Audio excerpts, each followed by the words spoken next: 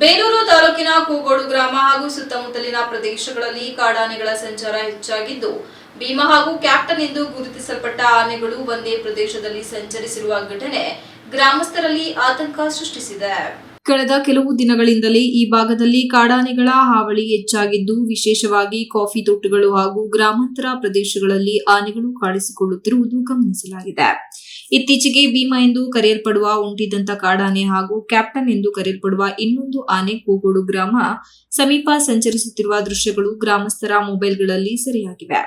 ಆನೆಗಳು ರಸ್ತೆಯಲ್ಲಿಯೇ ನಿರ್ಭಯವಾಗಿ ಸಂಚರಿಸುತ್ತಿದ್ದು, ಕೆಲವೆಡೆ ತೋಟಗಳಿಗೆ ನುಗ್ಗಿ ಬೆಳೆ ಹಾನಿ ಮಾಡಿರುವ ಮಾಹಿತಿ ದೊರೆತಿದೆ. ಇದರಿಂದ ರಾತ್ರಿ ವೇಳೆ ಗ್ರಾಮಸ್ಥರು ಹೊರಗೆ ಹೋಗಲು ಹೆದರಿಕೆಯ ವಾತಾವರಣ ನಿರ್ಮಾಣವಾಗಿದೆ.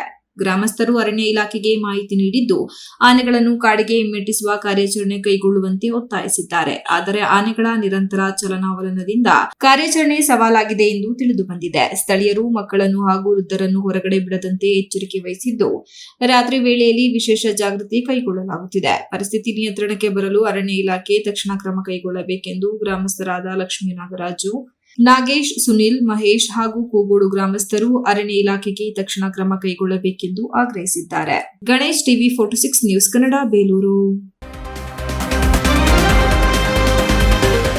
You are watching TV 46 News Kannada.